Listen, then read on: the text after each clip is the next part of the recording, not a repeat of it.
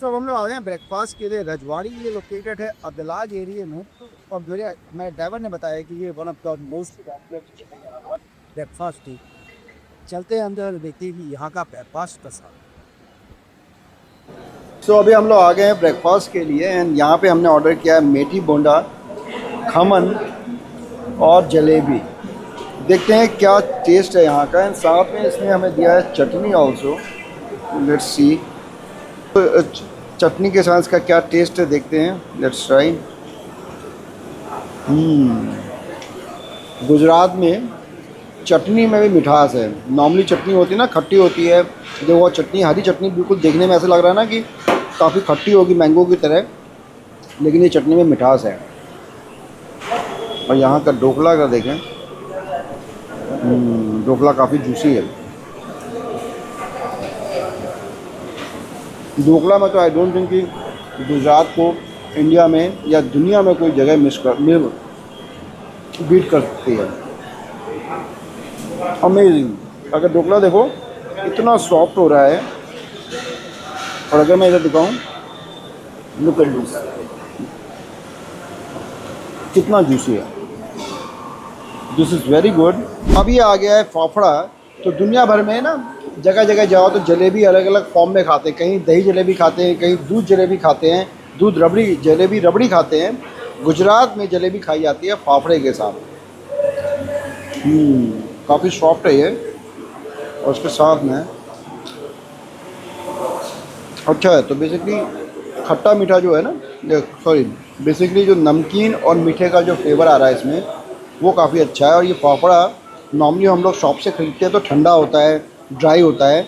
यहाँ पर ये फ्रेश आया है तो बड़ा सॉफ्ट है, और इन्होंने इसको गर्म करके दिया है तो उसके कारण से और अच्छा लग रहा है।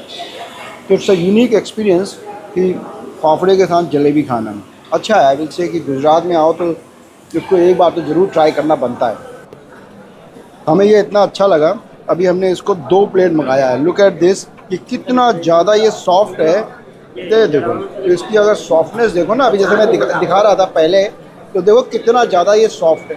पानी देखो। लोग अमेरिका में भी खाते हैं, वहाँ पे भी जैसे मैंने बोला कि वहाँ पे काफ़ी सारे गुजराती हैं तो मिलता है हमें वहाँ पे अच्छा, लेकिन फिर भी इतना ज़्यादा सॉफ्ट। और सबसे बड़ी बात कि ये वार्म है, बिल्कुल फ्रेश है।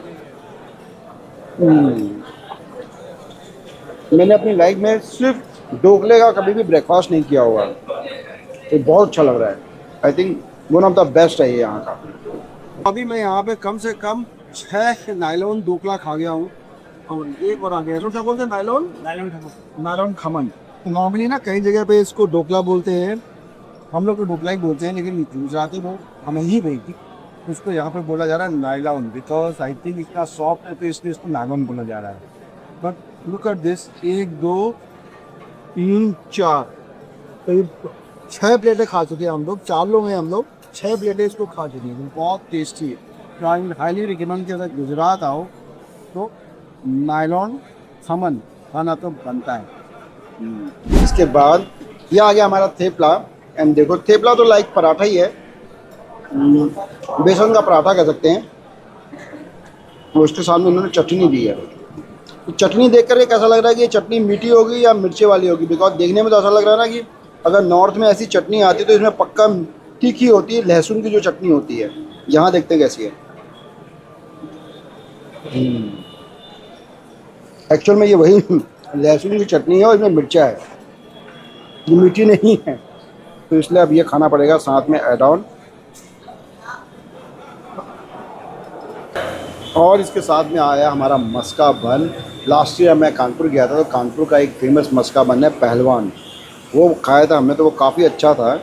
ये देखते हैं, ये थोड़ा सा ना सॉफ्ट कम लग रहा है कंपेयर टू जो हमने कानपुर वाला खाया था।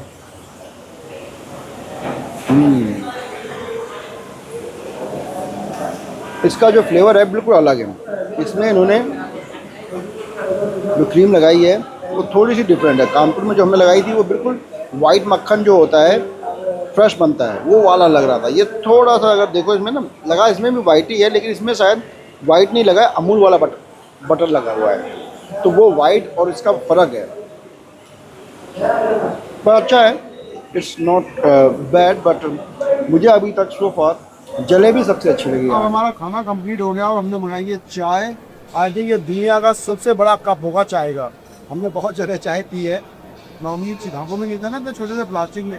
तो ये इतने छोटे से ये कटिंग चाय वाले ग्लास में मैंने कभी नहीं देखी थी चाय। चाय का टेस्ट लेकिन जो टूलों तो छोटा है लेकिन बहुत ही अच्छी। चलिए हमने चाय को कम करते हैं एंड उसके बाद हम लोग अपनी आ रही थी journey start.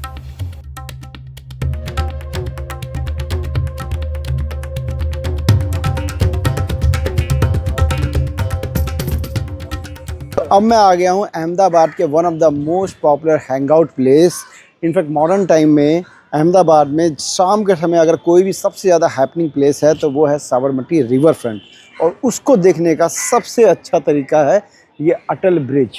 Look at this. अभी दिन के 3 बज रहे हैं और गर्मी का टाइम है, बट अभी भी यहाँ पर इतनी ज़्यादा भीड़ है। और अगर इसका मैं टिकट प्राइस की बात करूँ तो करीब 50 रुपये का टिकट है इसका, और साथ में यहाँ पर एक फ्लावर पॉइंट भी है, तो दोनों को मिला के अगर कॉम्बो टिकट लोगे तो 70 रुपये का है। तो अगर इस पॉइंट की बात करूँ तो ये बेसिकली साबरमती रिवर को एक पॉइंट से दूसरे पॉइंट पे जोड़ता है। इनफैक्ट अगर अभी सबसे जो अच्छी चीज़ मैंने देखी, ब्रिज के नीचे अगर साबरमती रिवर को देखो तो उसका कलर कितना अच्छा लग रहा है ना, बिल्कुल ग्रीन कलर, डार्क ग्रीन लग रहा है, तो काफ़ी अच्छा दिख रहा है कलर। एंड इसके इस साइड पे है ये ओल्ड अहमदाबाद, और अगर इसके मैं पीछे दिखाऊं तो ये साइड पे है नया अहमदाबाद। अगर यहाँ पे देखो तो ना ये वो ग्राउंड जैसा बना हुआ है, तो दोनों पुराने और नए अहमदाबाद को जोड़ता है। तो अगर इस ब्रिज के कंस्ट्रक्शन की बात करूं तो इसमें ये जो वाइट कलर के पिलर देख रहे हैं, उसी पे वाइट कलर की जो ट्यूब्स देख रहे हैं उसी के ऊपर ये पूरा ब्रिज बना है। बीच में कोई भी पिलर नहीं है, इस पूरी नदी के बीच में कोई भी पिलर नहीं है। और उसके बीच में ऊपर जो शेप दिख रहा है ना, ट्रायंगुलर का शेप, तो वो बेसिकली पतंग की शेप में दिया गया है। यहाँ पर अहमदाबाद में पतंग फेस्टिवल बहुत पॉपुलर है, उत्तरायणी के टाइम पे होता है, मकर संक्रांति के टाइम पे। तो आई एम श्योर कि उस टाइम पे अगर कभी आएँ तो यहाँ तो बहुत ज़्यादा ना पतंगे दिखेंगी, बट फ़िलहाल इसको उसकी शेप में दिया गया है, जिसके कारण से ना यहाँ पे एयर सर्कुलेशन काफ़ी अच्छा होता है। नॉट ओनली एयर सर्कुलेशन बल्कि शेड का भी ये काम करता है। इनफैक्ट अभी अगर मैं बाहर बताऊँ तो जस्ट इसके एंट्रेंस के बाहर मैं खड़ा था तो वहाँ बहुत ज़्यादा गर्मी थी, और यहाँ पर ऊपर जो है उतनी गर्मी नहीं है, हवा का सर्कुलेशन आ रहा है तो काफ़ी अच्छा दिख रहा है। और इसके दूसरी तरफ दिखाएं तो एक और ब्रिज दिख रहा है, तो वो ब्रिज है जहाँ से कारें, सारे जो कारें, बसें और रोड ट्रांसपोर्टेशन का काम करता है। तो ये जो बेसिकली ब्रिज है इसको लोगों के लिए बनाया गया है, जिसमें कोई भी पब्लिक व्हीकल अलाउड नहीं है। आप कार लेकर के या बस, टैक्सी कुछ नहीं आ सकता है, तो ये लोगों के लिए बनाया गया है। और दूसरा वो जो ब्रिज बनाया गया है वो कन्वेंस के लिए बनाया गया है, तो अच्छा है। प्लस साइड में इसके नीचे नीचे ऐसे वॉक करके जा सकते हैं। ओवरऑल देखो तो लास्ट में वो गार्डन जैसा दिख रहा है, तो देखते हैं अगर वहाँ हम जा पाते हैं। बट फ़िलहाल आगे चलते हैं इस ब्रिज में एंड देखते हैं आगे और क्या है इस ब्रिज में।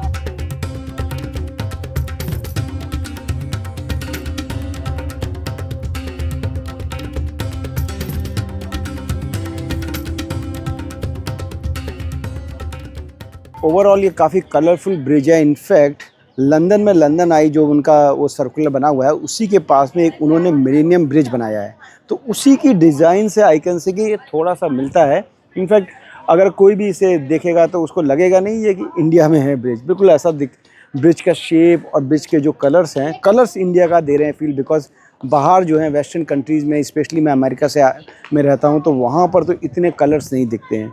तो कलर्स के पॉइंट ऑफ व्यू से तो ये इंडियन लग रहा है, बट इंजीनियरिंग और आर्किटेक्चर के पॉइंट ऑफ व्यू से बिल्कुल ऐसा लग रहा है कि हम लोग इंडिया के कहीं बाहर आ गए हैं। तो चलिए अब मैं इसमें आगे पूरी जर्नी करता हूँ और देखते हैं कि इस ब्रिज के लास्ट पॉइंट पर क्या है। सो अब मैं लगभग इस ब्रिज के एंड पॉइंट पे आ गया हूँ। करीब 300 मीटर लंबा ये ब्रिज, इसका की किराया है 50 रुपये। नॉर्मली हम लोग ब्रिजेस पे पैसा देते हैं एज अ टोल गेट, एक जगह से दूसरी जगह जाने के लिए, बट आई थिंक ये इंडिया का one of the first bridge होगा जिसमें कि सिर्फ वॉक करने के लिए आपको पैसे देने पड़ते हैं।